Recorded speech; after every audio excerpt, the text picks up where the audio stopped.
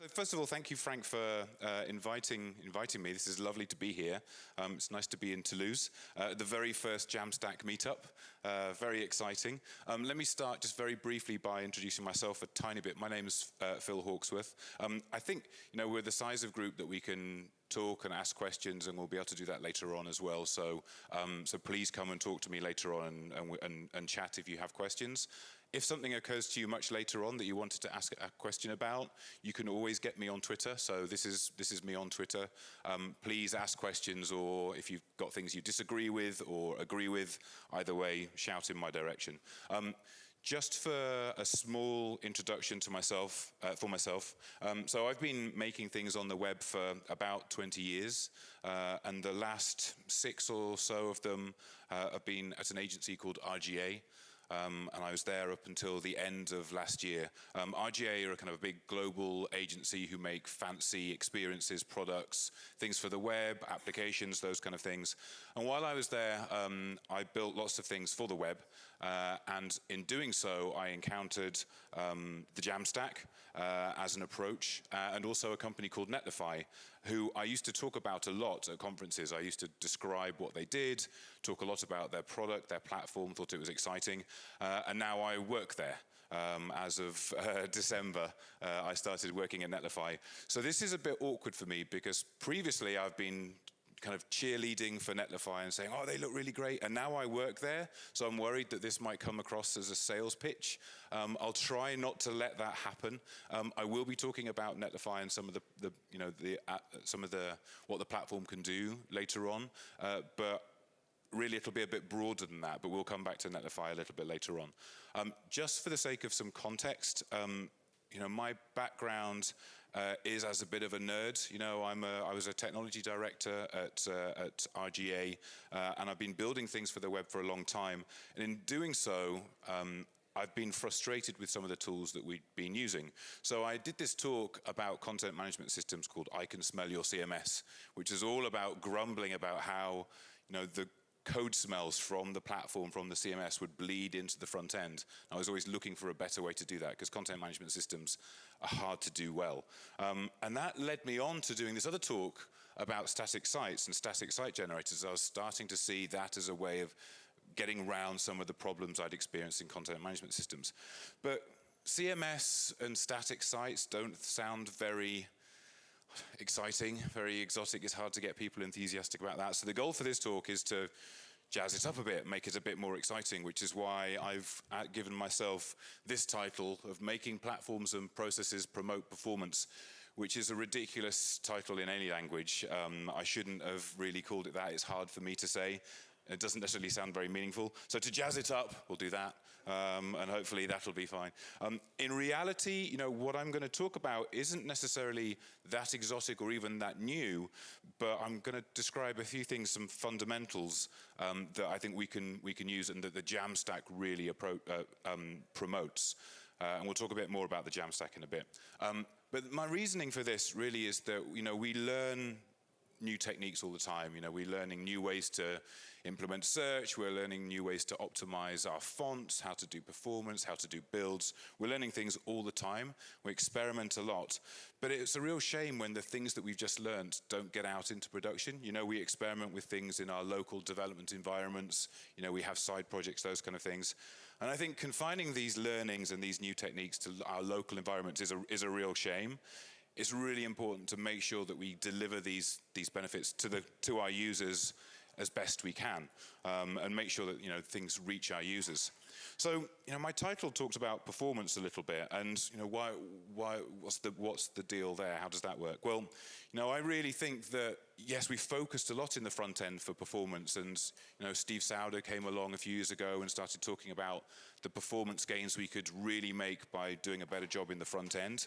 But we've kind of taken for granted what happens at the back end and the platform and the processes underlying a little bit.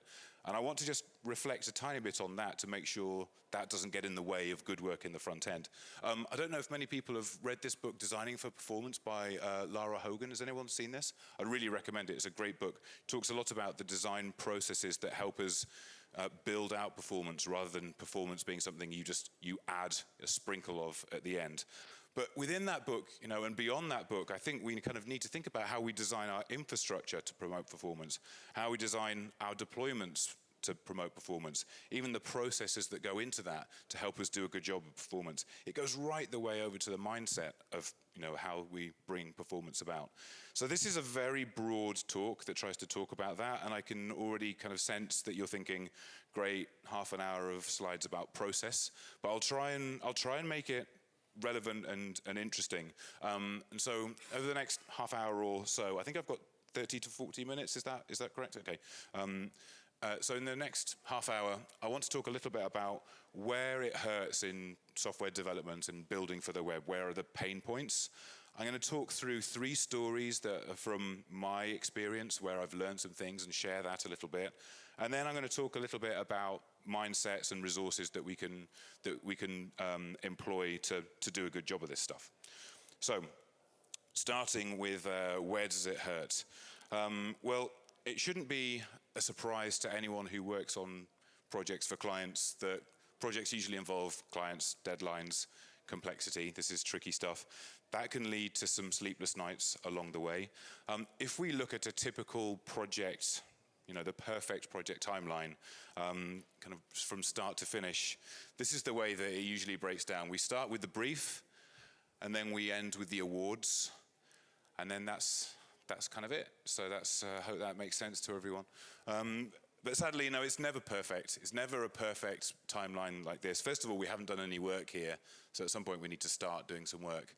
And at some point, we're going to have to launch this site as well, so we're going to have to do some work to get us to that big award ceremony. Before we can start, we need to know what we're going to do, so we have to go through some kind of a scoping exercise. And before we can launch it, the client's probably going to want to look at what we've built and sign it off and say, yeah, that's what we agreed at the beginning in the scope, we're good to go. In order to do that sign off, they're going to want to have some kind of a review.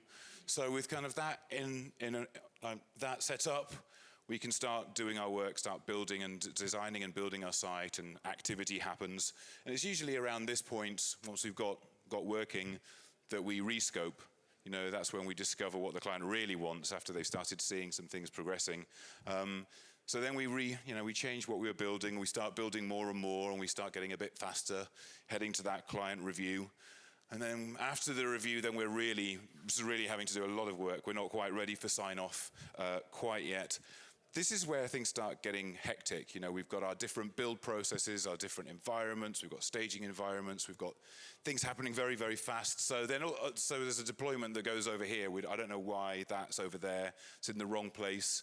Hopefully we'll get back onto the timeline. That's even the wrong kind of thing in the wrong place. Things start to get a bit chaotic, so we have to do some work to get back into kind of a happy path, get to the point that we can get final sign-off. But it's never final sign-off. It's only kind of final sign-off. So then there's a little bit more we can do before we launch. And then we can do a couple more fixes, and then we're off and running. All I'm really saying is this is complicated, and there are a lot of moving parts, and even the best plan falls apart. So we have to figure out how to deal with that. Launch day is often a really nerve-wracking thing. Everyone who's done a big mail out from MailChimp will recognize this. This is the button on MailChimp when you do a big mass email out. I think they've really nailed it. And it shouldn't be a surprise. Yeah, projects can be hard. Projects usually involve some kind of learning, and they almost always involve some kind of change. So this is kind of the nub of what I wanted to talk about, really, because our approach to infrastructure has changed over the years for the better, I'd say.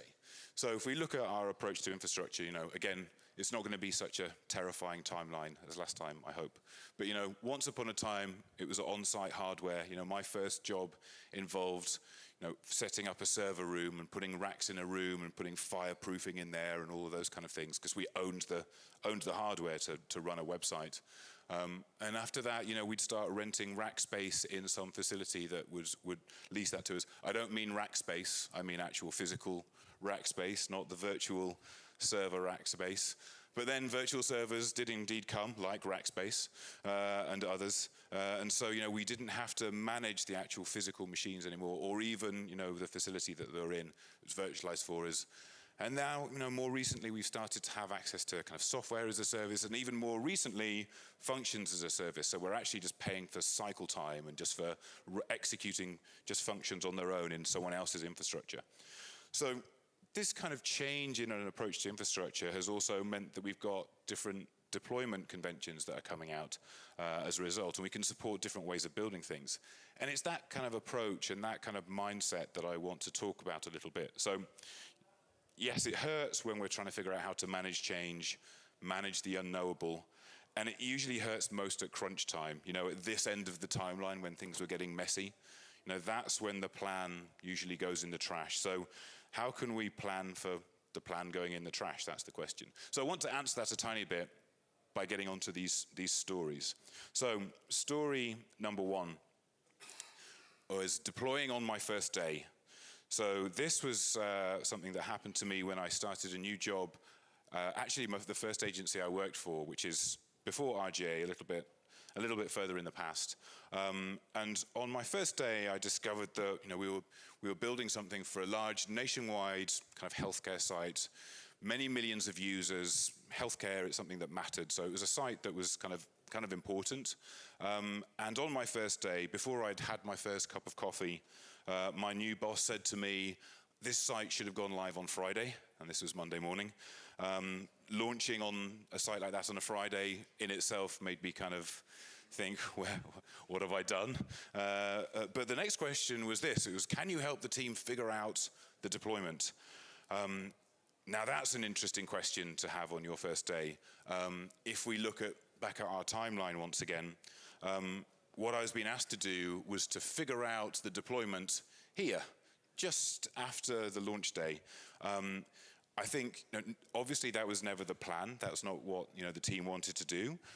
What they had been planning to do was this: figure out the deployment just before launch. And this is a really common pattern. I think many of us may have moved on from this, but it's really common, and I've been involved in lots of projects where we get to figure out the infrastructure and the hosting and the deployment processes really quite late. So the timing of that's not great. But the deployment itself is what I really want to talk about, because the deployment looks like this. We had a production environment that we needed to get assets onto, our site onto there, and we had a staging environment where we'd been reviewing the site and looking at how things would work. Now, the sharp-eyed amongst you will notice that the assets on the staging server there aren't quite the same as the ones on the production server, and that's a little bit of a problem. They weren't identical, and one of the reasons they weren't identical is because the deployment process was 2 FTP windows open and then dragging files from one window to the other, hitting refresh in the browser and going, nope, and then having another go and doing that. It's not that rare, it's surprisingly common. Worse than that, it wasn't just files being moved from the staging environment to production. It was also, Bob, the developer, who's not named Bob. I've protected the innocent in this scenario. He also was moving things across from his machine when he couldn't get things working from the staging environment. So we had more in play. And then Alice came to help from her laptop. So we were moving files all over the place. And it's FTP is the underlying problem here, because we're dragging things around and changing the state of the server, getting ourselves in this unknowable state. And this kind of represents an unrepeatable process. You can never be confident you'll do this deployment the same way twice. So in the end, did it go live? Yes, it did. We got it live. It wasn't the most perfect first day, but we got it live. Was it correct? Yes, it was. It probably was correct. Honestly, I can never tell you if it was correct or not, but the client was happy enough to sign it off, so we got going. The rub is, how did the next deployment go? Because after succeeding once, can we repeat this and be confident? Well, I'm not ready to talk about that yet. Maybe I'll come back in a few years and we'll talk about it then, but it's too soon. Do I need a hug? Yes, I do. It was a tough time. However, there are some lessons that came out of this. The first is that version control should really extend to your deployments. Version control just to manage assets locally is only going to get you so far. Really, your version control needs to reach all the way to your deployments. Also, human intervention in deployments is undesirable. We're not very good at doing the same exact thing time and time again, so really you want to get us out of that process if possible. And the last thing here is that, atomic deploys are preferable to piecemeal deploys. And what I mean by that is, this idea of moving assets one at a time and then changing the state of your production environment isn't ideal, because you can't really reproduce that. You want to have something which is immutable, which is an entire new environment each time you deploy. And we'll come to that. So story 2. This is a bit later. This is a project that I worked on at RGA, and this is a project that we did for Google a couple of years ago, a year or so ago rather. Let's see, does this play? I think. I'm gonna use my fancy remote and see if I can get this to play. Okay. So regardless, this is a site that looked, oh, there we go, phew. Okay, there's more than just a black screen. So this is a site that was done to promote, or to convey the crisis going on in Syria, the refugee crisis. And this is just trying to share information. It was done in partnership with the United Nations High Commission for Refugees. So it was all about information and sharing information. Now, and this is a static site. This is a JAMstack site, deployed statically, served statically, but had lots and lots of iterations along the way. As you might imagine, a project such as this, from start to finish on that timeline, undergoes plenty of change. There's significant political sensitivity, not just in the subject matter, but also how organizations like the UN and Google talk about it. So that was sensitive, which meant that we had lots of different stakeholders. Lots of people had opinions on this, and it was going to be for a global launch. So this is one that didn't really want to mess up. Also, occasionally Google, when they launch something, they'll put like a little tout down here, even if it's just a couple of lines. This does things to your hosting infrastructure when they link to you like this. So again, we wanted to make sure we got this right. So this is not a scenario that I wanted to repeat. So the first thing we did here is, we didn't want to figure out deployment on launch day. We wanted to do it as close to the start as we possibly could. It seems like common sense, but it's often, something that doesn't quite happen. And once we've done that, it means that some of these other little funnies later on will go away, but it's always going to get chaotic later on.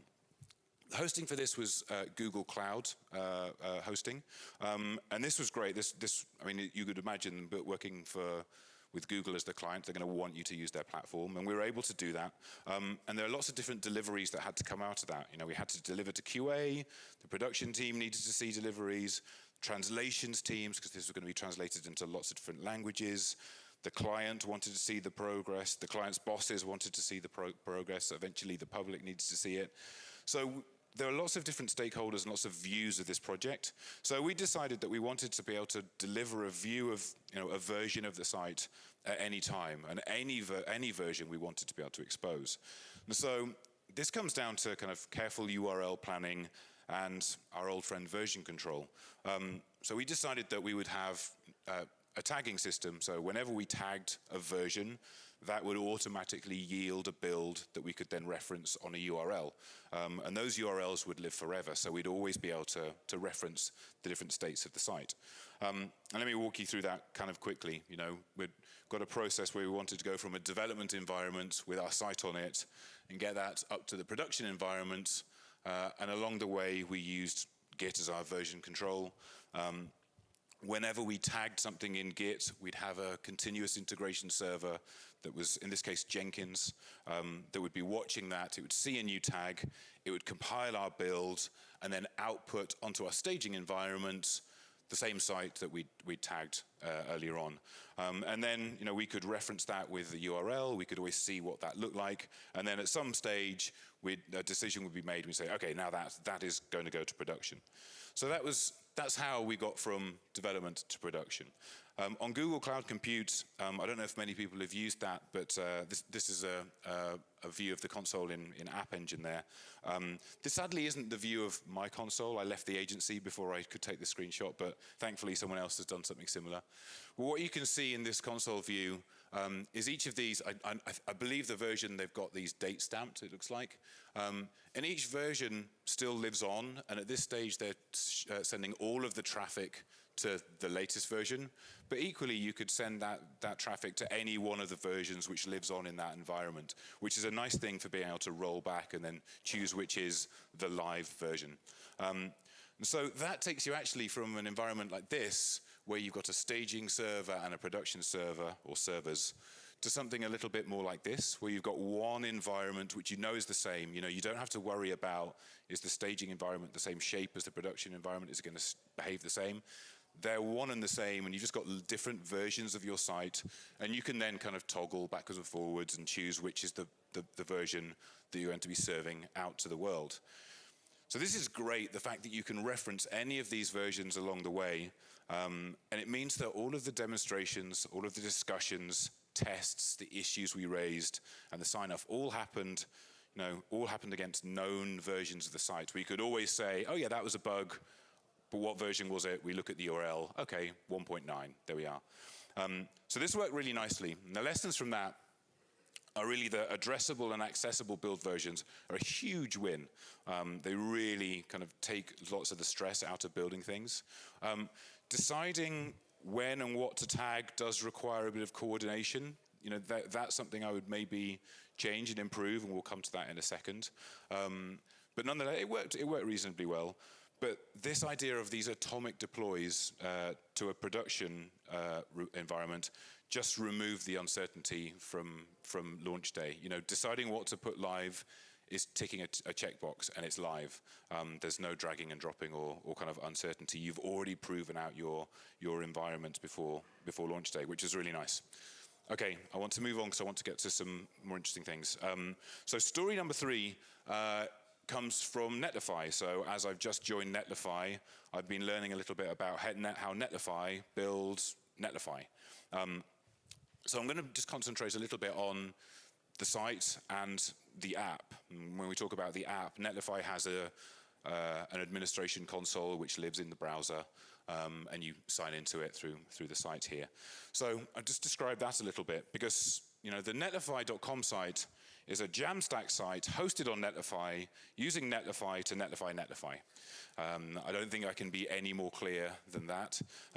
It does start to get a little bit confusing when we look at it that way, but it actually really isn't.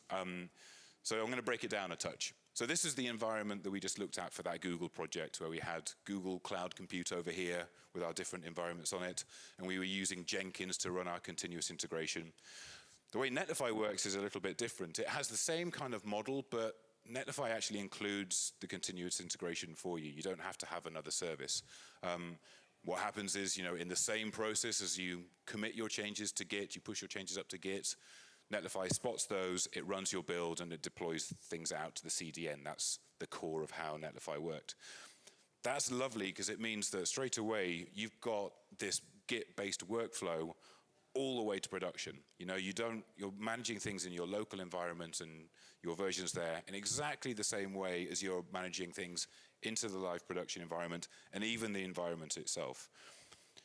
So that's a little about the process. But I mentioned that this site is a JAMstack site. I know that there was a bit of description of JAMstack at the beginning. Some of it I followed quite well. Some of it I did not. So you might have been saying, it's awful. This is what it is, but it is a disaster. Don't touch it. But I don't think you were. I'm pretty confident. But yeah, so as we talked about earlier on, JAMstack, talks about JavaScript, APIs, and markup. And I just want to describe it in a tiny bit more detail, just because it helps us describe the Netlify site as well. So in a typical JAMstack site, you'll have some kind of build process, whether that's gulp or grunt or webpack or make or bash or whatever other build automation you might have. And that's going to take some markup or some templates. Maybe that build itself will be running JavaScript, or maybe you'll be also including JavaScript into your build along with other assets, and you're going to spit out a site which is a static asset which can happily go and live on a CDN. That's the heart of what a JAMstack site is. You also might be pulling content in at the time that you build this static asset by getting content from content APIs, whether that's a headless CMS, like something like Contentful, or other services and content providers around the web. So that's where the APIs part come into that.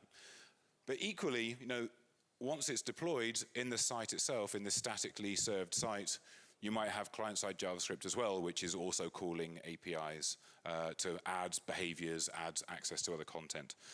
That's kind of what the heart of a JAMstack site is, really. But the heart of it is this, being able to get a static asset that you can safely deploy on a CDN.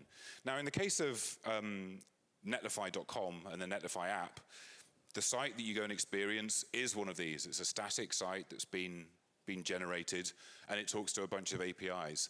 The APIs and the CDN and the magic that happens behind it, that's kind of Netlify's product, but the site itself is just a JAMstack site. So this is kind of where I want to just spend some time. The nice thing about netlify.com and sites built in this way is that all the builds are based on Git commits. So we have some history. In the model I described earlier on, it's all sitting on top of Git. So if we expose that, and this is just looking at Netlify. I told you it would get a bit salesy. So this is looking at Netlify. And if we go to our deploys page here, so this is the Netlify website, the back end for it. And each one of these entries, you can see, is a deployment that has happened in the same way that we looked at the Google console earlier on. And there are deploys happening on different branches and a few other bits and pieces like that. So one of them is published at the top, one of them is failed there, which is kind of interesting. And each of them have a number of things that you could click on. I just want to call those out a little bit. So I think I do choose one eventually. So I think we go to this one here. So this is looking at the deploy. And we see here the deploy log, which is exactly the same terminal output that you'd see if you were running the build locally on your own machine. This is what runs in the continuous integration on Netlify. So you can look through that. But then at the top where it says deploy successful, there's a couple of things. There's a link to production, which is the link to what has been out there and deployed. There's the link that I'm just hovering under, which is the commit. If I click on that, that actually takes us to the commits in the repository that triggered that build. That's really nice, being able to track exactly what changes brought about every deployment, so you can see what's changed in each way. And there's also this preview deploy link as well, which if I click on that, takes us to a view of the site that's been deployed. But if you look at the URL, I think you just about see it from where you are. The URL is not the production URL. That is a unique versioned URL for just that deploy. But otherwise, it's exactly the same as the production deploy because it's on the same exact environment. The thing that I should probably just mention, so this has gone around in a loop, I think. So let me just go back to the deploys. The thing I just want to mention is that each of these deployments that happened in history, they live on. So at any stage, if you want to roll back to any of the previous ones, you simply say, okay, launch this deploy, promote this one to production. And so you can always easily step forward and back, which is kind of key. So given that what we're looking at there is the site here, the kind of the front end and not the APIs, kind of interesting things happen when you start rolling forward and back here. So for instance, as I joined Netlify, I was shown this view of the site, which isn't a screenshot of the site as it was once upon a time. This was just rolling back the live site and saying, okay, let's have a look at it here. Still talking to the same exact APIs. It's a functioning site that we rolled back. There it is a couple of years ago. There it is a year ago, and there it is now. All of the actual sites that are listed here are real live projects coming from the API. It's kind of interesting that you can start to step forward and back in a UI that's sitting on top of an API in that way. And again, that's because of this kind of model. The other thing that's worth kind of calling out is that automation, when you automate based on the Git activity, you can do really interesting things. So we also allow you to generate previews from pull requests. I don't know if anyone's encountered this, but this feels like a bit of a superpower to me. Other places do it as well. I think GitLab does something similar. There are a couple of other places that do that. You do it? Nice. So let me just show you what that looks like. This is a pull request here. Our source is all kind of managed in an enterprise, in a private GitHub repository. Is this going to play again? There we go. So I feel kind of fortunate that our design team are really good when they create pull requests. They put lots of annotations and describe what it's going to do. But if I just stop it there, every pull request that is created in our Git repository automatically triggers a build in our environment. So what will happen is that we'll spin up a container. We'll, in that container, merge in that pull request and deploy the build without ever actually affecting the code base. So you get to see the future a little bit. You get to see what your code base will look like if that pull request was merged. And then there's a notification that comes in here, and that's what this is. So automatically we'll create that build, and it will comment straight back into the pull request with a link to be able to look at that. So now what we're looking at here is a preview build, which has got a URL which describes the actual PR itself, next to the live production environment. So you can see the change and the difference between them. I think I toggle backwards and forwards eventually when I get the page in the right place. Yeah, so you can see the comparison of the two. This feels really huge to me. It really gives you confidence in the future state of your site, and it really lowers the friction and the kind of anxiety about making changes and pressing on at pace at the kind of crazy time of a project. So the lessons here from this, embracing version control conventions removes the need to reinvent them. I've worked on lots of different projects and platforms where either a CMS or some tool that you're using kind of reinvents different techniques for previewing things and managing version control. But Git already has that. We're starting to get more and more used to using the Git conventions. If we can build on top of that, a lot of things kind of start to come for free. Reducing the friction like this really brings lots of agility and confidence. When you know that a deploy is as easy as committing some code or issuing a pull request, it becomes mundane. It's not a big kind of nervous event to kind of sweatily click the button to run and deploy. And so really you can start to build things a lot faster and with a lot more confidence. And the last point here is that JAMstack sites can go a lot further than just a static site. And I think really that's one of the reasons that the term JAMstack has started to spring forth, because people have a perception of what a static site is. You think of it as a catalog site, a brochure site. It's boring. Maybe it's got a menu on it. It's a static site. It's not going to do very much. Netlify's entire interface that you deal with is a React app that's a JAMstack site. It's a static asset that talks to an API. You can do so much more with a JAMstack site than maybe you might first imagine. Okay. I'm at half an hour, so I'm going to just kind of close out with mindsets and resources. In terms of resources, Netlify certainly isn't the only tool that you can use for these kind of things. Circle CI, Jenkins, there's a whole host of other, Travis is another good one, a whole host of other services you can use for your continuous integration and for watching your Git repository and then trigger builds and deploying it to your different hosting environments. So I'd definitely check those out. Also, when it comes to all things to do with the JAMstack, you may have already encountered jamstack.org. It may have been how you found your way here in the very first place. But also, I don't know if you've come across the new Dynamic. That's a great resource for lots of different tutorials, projects, newsletters to do with the JAMstack and other kind of static architectures. So I definitely recommend taking a look at that. But when it comes to mindsets, I think that one of the key messages is version control for everything is your friend, and it needs to kind of go right the way through to production in order for you to really enjoy the safety of that. I like to expose the red lights as early as possible, and this is certainly not my idea by any means. It's a kind of a well kind of used analogy, but the idea of kind of persevering with your development until it gets tricky at the end, where you deal with things like your hosting environment and your deployment processes, that's where you encounter these problems. That gets very, very difficult if the red lights and the problems all happen at the very end and you don't confront them early. Really, you want to try and face your demons as early as possible, get deploying into an environment as fast as possible so you expose what the problems are early, and over time you overcome them and then move on and move on and move on. It means that this end of the project is way less stressful and you can do it with a lot more confidence. I want to make a quick note on deployment. It's really important when it comes to deployments to make it scripted if you possibly can. Also make it automated so that script is running based on events to do with things like your version control behaviors. Probably the most important one is making it real.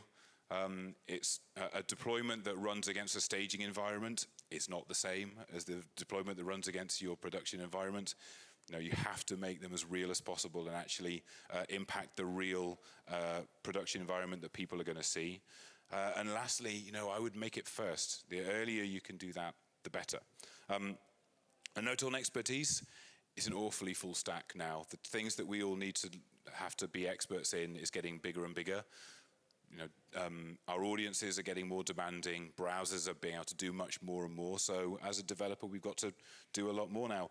I think it's great to use the skills of others.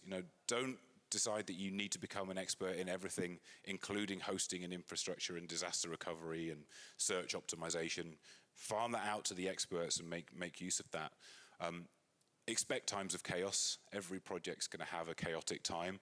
But just don't let your infrastructure be the thing that creates that chaos, again, by embracing the skills of some others. Face your demons early. That's a terrible note to end on. I just realized that's really dark. But there it is. That is the last note. So that's what I have. So thank you ever so much. Thanks for listening. Thank you.